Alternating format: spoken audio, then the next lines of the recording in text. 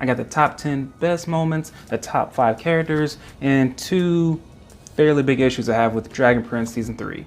Let's get started.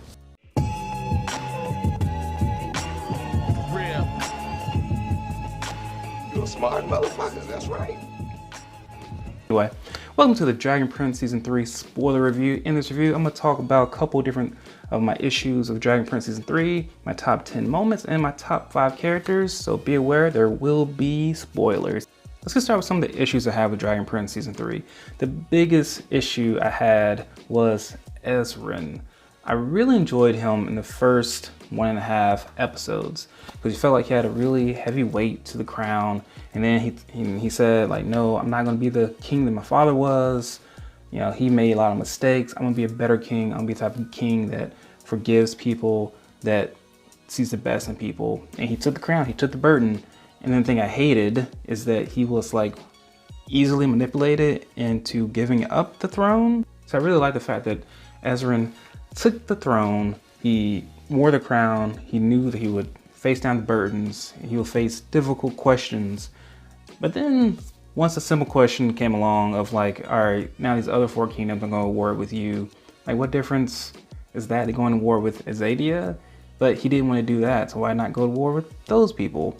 Instead, he decided just to give up the throne. And to me, that indecision was still a decision because him giving up the throne is going to let someone else take the throne and make those decisions that will cost the lives of thousands of people that he was concerned about in the first place.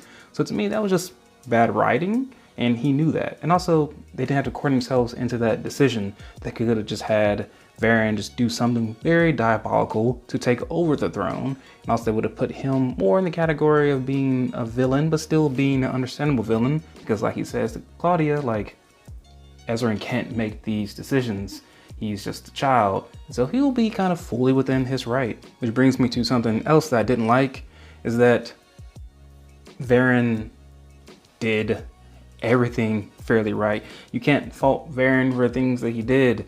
He pretty much followed the rules in a sense. I mean, yeah, that guy asked Ezran to abdicate the throne. Ezran gave up the throne of his own will, and then Varen decided to take over the throne. It's not that bad. And I also can't fault the other soldiers who followed Varen's orders.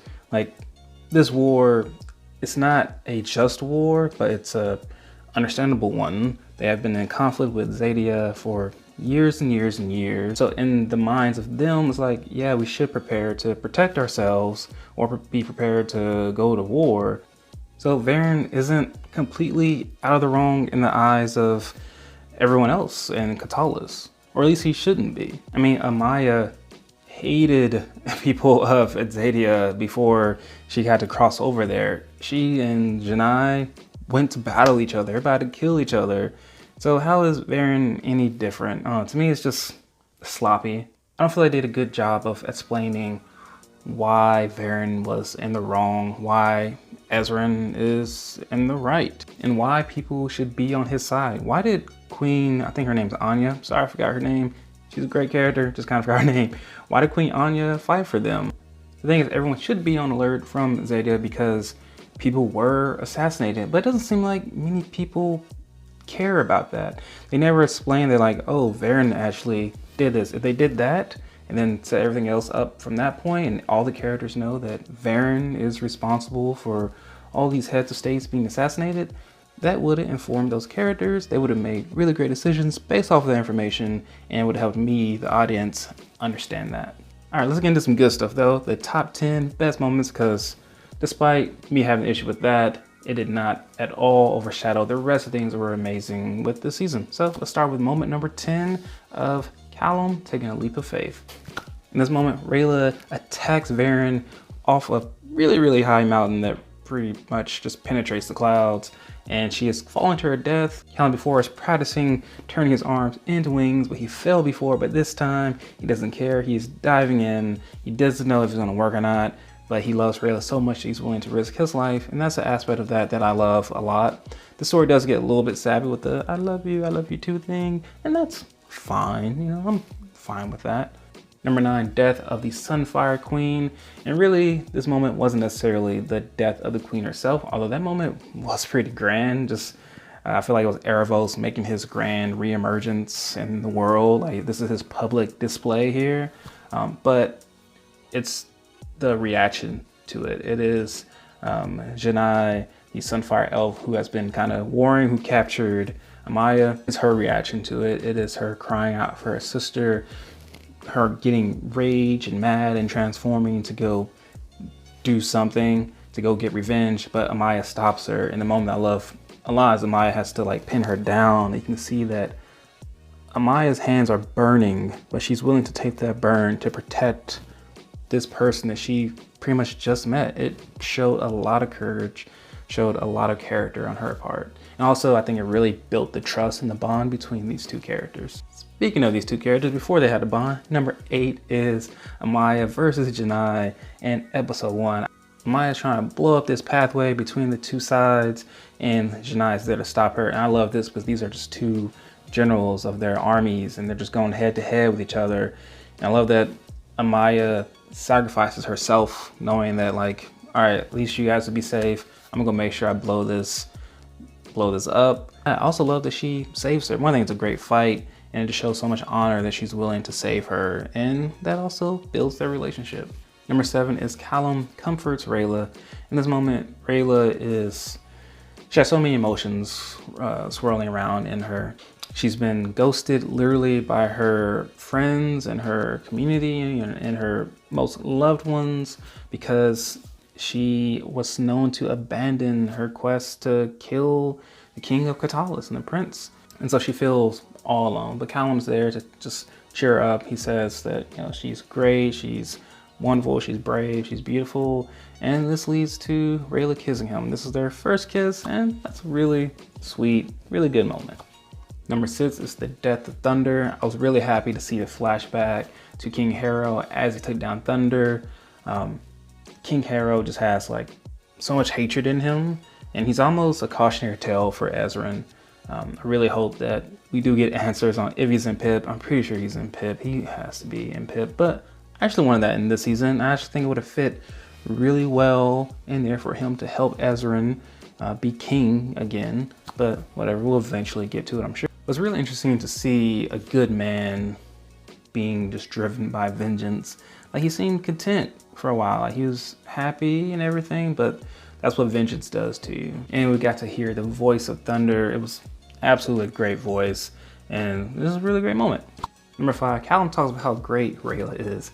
Again, Callum is talking up Rayla. She saves Nyx, whatever her name is, from being killed. And also, I love that moment that she just goes and kills all of those snakes. That was a great action scene. Just shows how deadly assassin she is, but she's not an assassin. And that's Callum's point. He says that Rayla is a hero. And I think that does a really good job of just defining who Rayla is. And for so long, she wanted to be an assassin. She thought of herself as an assassin, but she couldn't kill someone because she's not an assassin. She is a hero. And then they finally share their very, very mutual kiss, which solidifies them as a couple. So really great, another sweet moment. Lots of sweet moments in the season. Number 4 is Callum at Thunder's body or statue, remains, whatever.